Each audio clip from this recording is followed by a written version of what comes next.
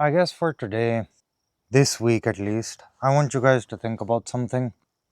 And I know I said I was going to talk about masculinity a bit too. And I wasn't big on competition growing up. Competition never made sense to me. I was like, what am I competing for? I will sure as hell never compete for a girl. Because on a base level, that actually objectifies women a lot. And I'm a person that respects women. I was going to say something sarcastic, but I don't think it will make sense. We're still building rapport with each other, I guess. Anyway, what I'm trying to say is that, you know, competition helps. Like right now, just while I was finishing off this car that or the truck that I'm in right now, I was putting glass cleaner on all the windows and I had only two more windows left to do, driver's side, both of them. One of my coworkers, he's working today. He's been sparring with me for the past few weeks and I told him, I said, why not? Like, if you're willing to take a 5-10 minute break, let's compete for push ups till failure. And I think he got like 40, I got like 90 or something. I didn't count, I just did them till failure, but I was going like three times the pace that he was going at. So I was able to kick in a whole lot more than he was. Now, what that did for him is it refreshed him to go and work till 5, and that was at 2. So for the next 3 hours, he's set because he's competed with me. He feels a bit better about himself. It doesn't just affect testosterone, it affects the way your attitude changes throughout the day. Competition with other guys. Keep that in mind. Competition with other guys. You're not competing with girls. Don't do that. That's very degenerate. There is nothing to compete for with girls. On the other basis of masculinity, I think a lot of people don't understand this, and I am kind of upset at a lot of white guys for this. The way they just sort of listen to everything that a girl says and they are willing to take the crap that a girl gives them. I'm not going to say anything about my life and my love interests because everything's fine. If a girl doesn't respond to me, see, I'd rather accept a no from a girl. I'm not going to stand there and keep begging her for stuff. I'm not going to beg her for attention. I'm not that desperate. I don't need anyone. If I'm with someone, it's because I want them, not because I need them. I have a whole lot more to offer. Not vaccinated, no allergies, an incredible immunity. Like, I probably get sick once every 2 years, if that. I have I have an abundance to give to my children genetically. I don't need to have a girl that's like messed up just because she looks pretty. I have way more to offer, and because I'm more oriented on having 10 versions of me, mini me's, I'd rather want them to be with a woman that I can at least respect, that I can spend time with, that will give me her genetics should be able to compound my genetics and it should be amplified in our children. This is what my kids are going to get: veiny arms, vascularity, low body fat, can't actually get that fat no matter how much they eat, high levels of metabolism. They're going to get these genetics. They're going to get a better beard than this, maybe taller than me. They'll probably be 6'4", 6'5". I have much more, and that's the thing though. Guys genuinely underestimate how much they have to give to girls. Girls, everybody listens to, and I have no idea why. I was talking about this with a fellow coworker. They have the most emotional arguments. Their arguments almost never make sense, and somehow guys always listen to girls. You don't have to prove yourself to a girl. What's wrong with you? Girls are the ones that have to prove themselves to you. That's the way it's been traditionally. Who was that girl in the Bible? Esther, who had to prove her validity to the king. Otherwise, she would get killed. That's the way the entire thing worked. If you went to the king without a proper request, and if it wasn't your chance, you would probably end up dying. Or getting punished or get sent to prison, whatever the king decided. And she's there to save her people. Throughout the course of history, it's always been girls who had to prove themselves to guys to be worth them. There's probably a reason why. I don't know Where things went wrong, I probably do, but I don't want to talk about it. So I don't know. But yeah, guys always tend to listen to girls, even though they're the ones that are supposed to be vetting the girl. If she drinks too much, she's probably not the one for you. If she parties too much, she's not the one for you. If she flirts with every guy, she's not the one for you. I've seen so many girls here that have boyfriends, and I don't know what retards their boyfriends are. Like completely retarded. You would allow your girl to work here in a ranch where there is no access to Wi-Fi, and you barely get access to Wi-Fi for an hour every day in the evening, and you think you can trust her, brother? If you're watching this and your girl works on the ranch that I'm working on, trust me, she's already flirted her ass off almost every guy on the ranch, including me. The only thing is, I don't take shit from girls. I don't care if they're flirting with me. I don't care if they even try to flirt with me. Because I actually look at the girl that tries to talk to me. If she doesn't have anything that I like, why would I even want to entertain her? A lot of you guys are so desperate for female attention that you will literally take any girl. Any girl. Even if she is polar opposite of you, but she gives you a little bit of attention, you'll take her. And I wonder why. I know I'm not supposed to be giving, I don't want to. I know I'm not supposed to be wanting to give girl advice, but just think of this as one time offer. I'm giving it to you guys because I genuinely care about you guys, and I'm tired of seeing a lot of guys just, oh, the girl said so, so I just have to. So you literally can't think for yourself, can you? The girl does the thinking for you, the girl does the decision making for you. Girls are the most indecisive people on planet Earth. And I know a girl, few girls that will say, well, I know guys that are more indecisive than me. I'm talking about generalization. And if you want to get into specifics, please, there's no room for that. Go to therapy. I don't know why people would want to do that, but go to therapy. You'll get focused on you, not on the general. I mean, they still take examples from generalized. Oh, these many people had OCD and this was common with them. These many people had ADHD, these many people had ADD, and this was the common symptoms that we found. So, in some way, even if you do go to therapy, you are being generalized. I don't know why you would, as a man, go to therapy. I don't believe in therapy. I don't think it works. Therapy is either using a shovel, an axe to cut wood, a sledgehammer to break rocks. There's one the size of about four tires of this truck. That's the kind of thing that I used to break with sledgehammers. Using a shovel, a pickaxe, that type of work, that's the only therapy you need. Driving a car, that's the therapy you need. Listening to music, that's the only therapy you'll ever get as a man. And that should be it. That you shouldn't want to be there sitting and talking.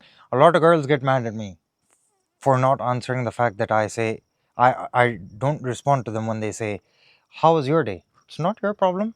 Heck, it isn't even any of your business. If I explain to you what my day was like, I'd have to explain it to you in two different languages, based upon two different countries worth of things going on, projects going on, out of which there's like several businesses worth of stuff that I'm managing, including the work that I'm doing for the ranch.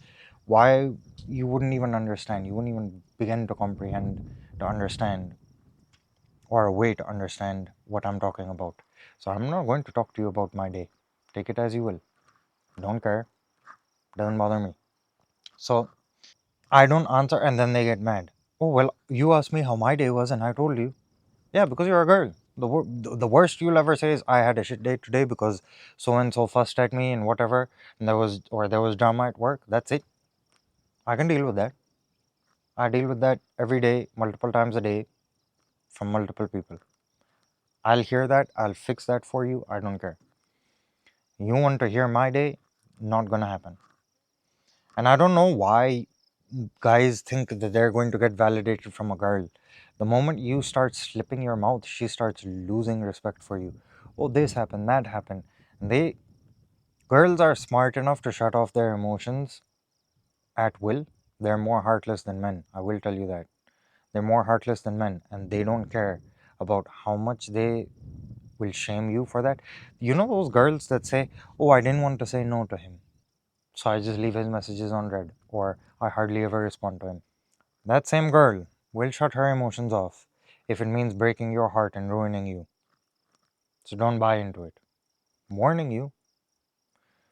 You know, when I used to give my friend relationship advice, I said either you can take my advice as it is and you can adapt it right now and implement it, or you can go ahead and learn it for yourself the hard way. And you know what he would do? He would end up learning it for himself the hard way. That's just who he was as a person. He said, I appreciate you teaching me all of this and whatnot, but I'd rather feel the emotions for myself so that I know how to avoid them next time, or I know what to look out for next time. That's the way he is. That's the way I am.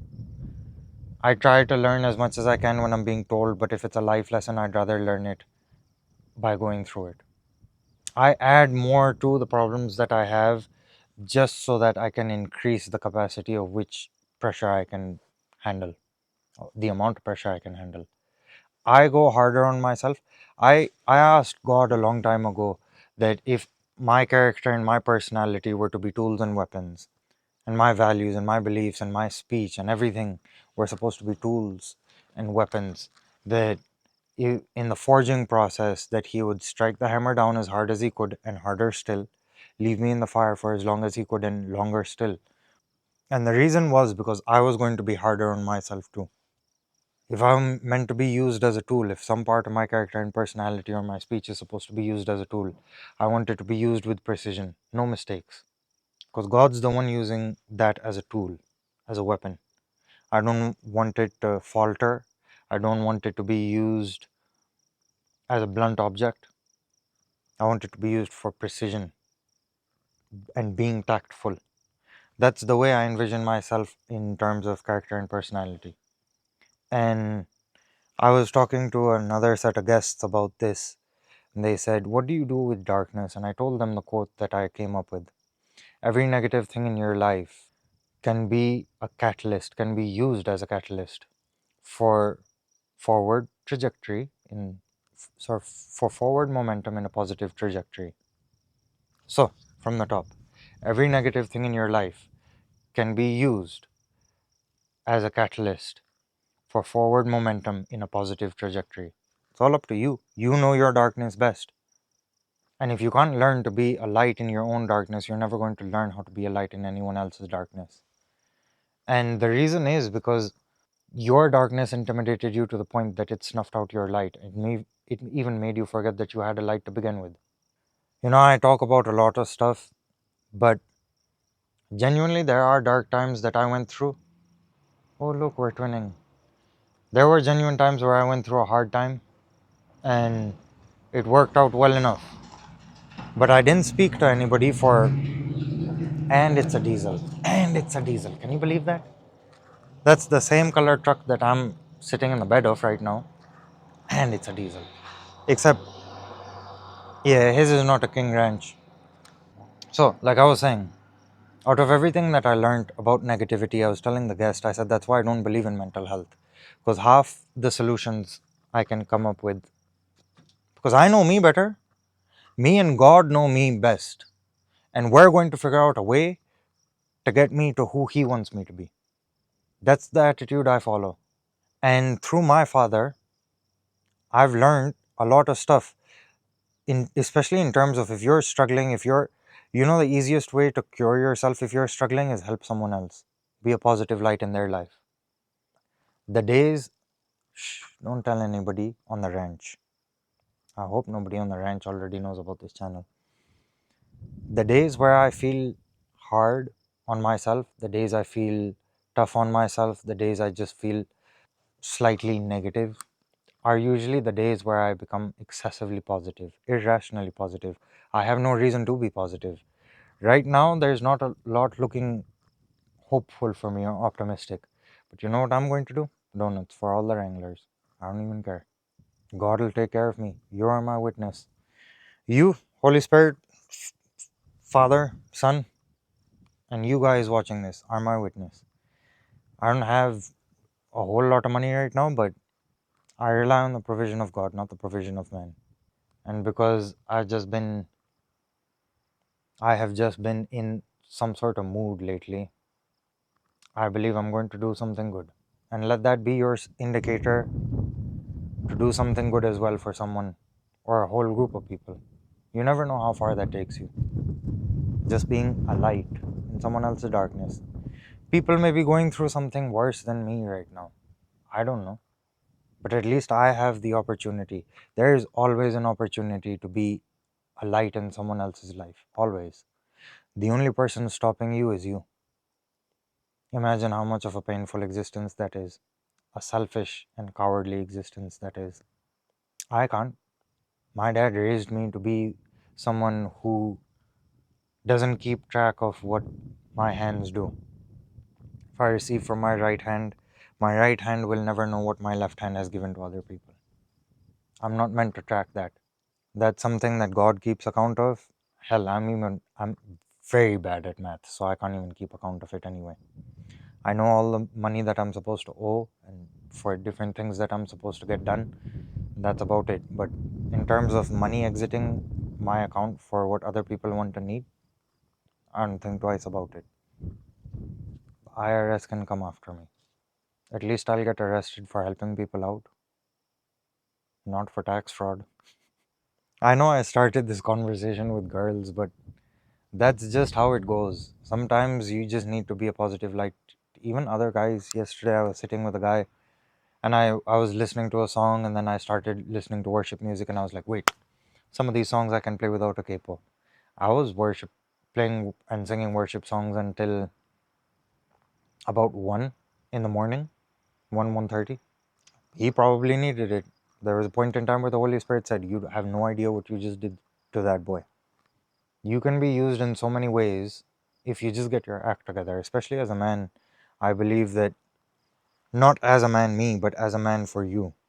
If you're watching this and you're young, dude, there is no specific age to be a man, as far as I've seen. You just get better at being a man. And I would much rather see you guys being capable, being able to think for yourselves, being someone that women want rather than being someone that chases after women. I want you to be a priority, not for you to treat others like a priority. Because when you're treated like a priority, your attention to other people means that they are a priority. Do you understand the deeper level of connection that is there then? When you are a priority, when people are genuinely seeking you and you give them your time of day, it means something. That means that they're special. Hate to break it to you. And that's why I never really talk about what my love interest is like because I have it all under wraps. I don't really take much from girls anyway, like I said. It doesn't really bother me, it doesn't really affect me much either. I am who I am. I said this in the bike video. I am who I am before you, I am who I am with you, and I am who I am without you and after you. Definitely will be. I was happy before you, I was happy with you, and I will most certainly be happy after you. That's the attitude I take with almost every girl that I meet. Almost every girl. Some of them, they're way out of the dating range, but they're females. So it's a very different conversation right there. You know, besides all of this, capability comes on its own. You don't have to work too hard on capability. You don't have to stress yourself up about capability. It usually comes up on its own the more you go through things and the more you're willing and open to receive things. That's the only thing I'll tell you. Don't worry about knowing and not knowing stuff. There's a whole lot of stuff I don't know. Published author of 13 books now by the time you're watching this. Funny thing is, last year, I'll tell you this, last year, I was in a relationship with a girl, broke up with her, and for those of you who know, I'm sorry it's come down to this, there's so much about you that I'm gonna miss. Yeehaw, cowboy. I said that to her, and a while after, I challenged myself in July, saying that, so from 2021, when published my first poetry book, I only published the one. And then in 2022, I published two in a year. So I pretty much doubled it. And then 2023, I didn't have access to a laptop. So in 2024, I published four books. Now I said, yeah, okay. So I just doubled it basically. But from 2001 to 2004, I published a total of, that was 3 and 4, 7. So I'm going to publish another 7 books. And here we are. They're all published by June 2025. I gave myself a year to finish them. Now I know how to trust myself to get a job done. I would encourage you to do something like that. Tinker with a hobby or project, but just make sure that you give yourself a deadline and you finish it on the dedicated deadline so you can learn to trust yourself a whole lot better.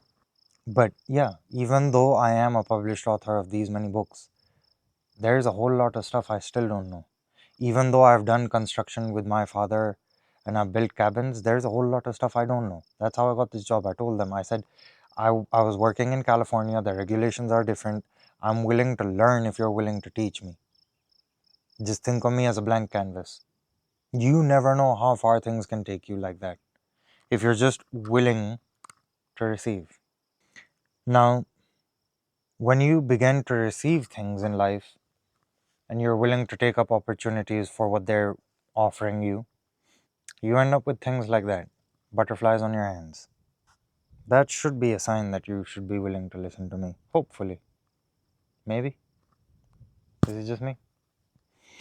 Yeah, anyway, when you're willing to open yourself up to new opportunities, you have to make sure they align with your creed and value. Otherwise, if you can't stick to your own beliefs and creeds, then there's a bigger problem with you deceiving yourself. I talk about civil wars a lot, and this has to pertain to what I was talking to the ladies about self betrayal and why mental health doesn't matter. I believe all the root cause of it is that you are deceiving yourself. You deceive yourself into thinking that you are something that you aren't, and that becomes an identity issue. So you are against yourself. I said, imagine yourself as 6 people. There's a social, okay, I'll do it for me. There's a social miras, there's an emotional miras, there's a mental miras, there's a physical miras, there's a financial miras, and there's a spiritual miras. All 6 of these, if I were to put them in one room, would they all be in agreement on a lot of things? Where are they not in agreement with? If I was to divide me up into those 6 things, bye bye butterfly. If I was to discuss with me, all 6 of me, on different issues that God has prompted me on and brought to my attention, would I be in agreement with me? Would all of me be in agreement with me? That is when you end up with mental problems. That is when you end up self betraying and in a civil war. It's you against you. Every part of you is not on your side. And that strikes out to me because someday, maybe in the future, you'll figure out exactly why I talk about this. But it's near and dear to my heart because I see everybody betraying themselves on a daily basis, on a very daily basis. They said they were going to do something, but then they didn't. They said they were tired, but they had an agenda for the day, so now they're just going to take a nap and then they're going to do it whenever later. I can't deal with that because you're betraying yourself on a daily basis. You betray yourself when you can't even control your what goes in your own mouth, in your diet. I can't trust those people. I'm sorry to break it to you, but I can't trust those people. It took me years to get to a point where I don't betray myself. Why would I then want to hang out with you if you are betraying yourself on a daily basis? You betray yourself the moment you open up your phone and you're like, okay, I'm just going to check Instagram, but only for 10 minutes and then it's been 2 hours. You betrayed yourself. You did. But my point being with all of this is if you can't treat yourself fairly and you're betraying yourself, it'll come very quickly when it's time for you to start betraying other people and you can't stick to what you said that you were going to do for them. And over a period of time, you know what happens? That snakery is very visible in your eyes. There's someone I met here, I'm not going to say who, and that person was in a car with me. And I told that person, going to be very careful about how I say this. This person was telling me about how they were betrayed by their ex partners and they sort of emotionally and mentally abused her or whatever. Um, and a lot of girls do that to guys without knowing, so just take it easy on guys. You never know how bad you do a number on their emotional and mental life. Some of those guys genuinely don't need it because they're already going through a lot of stuff. As a man, life just deals you a whole lot of stuff and you're expected to deal with it. So as a girl, you'd rather want to be a positive person in their life rather than being negative. So this person was telling me about how their ex-partners just abused them emotionally and mentally, and how they betrayed that person time and time again. And I said, I can tell. And they said, how? And I said, it's in the eyes. I can kind of see why. And they were like, so you would betray me too if you were in that situation? I said, no, not like that. I've been betrayed so many times that I know exactly the look in someone's eyes when they've been betrayed. You have no idea how deep eyes can communicate. You just haven't been paying attention. It's like soldiers' eyes. They were full of joy and innocence and purity. And then after they've killed a few people, it's almost very dark. It's like there's torment and torture going on behind those eyes. So betrayal is quite literally a veil worn on the eyes if you're willing to see it. And I tell you this because those are the people you usually need to be the kindest to. Those are the people you need to go out of your own way to just help and be a positive light towards. I think for the rest of this year, for the rest of this month, for the rest of the next 6 months, I'm just going to drill in positivity to you guys because I'm trying to do the same thing too. So if I'm doing it, I expect you guys to do it too. Come on, let's do it together.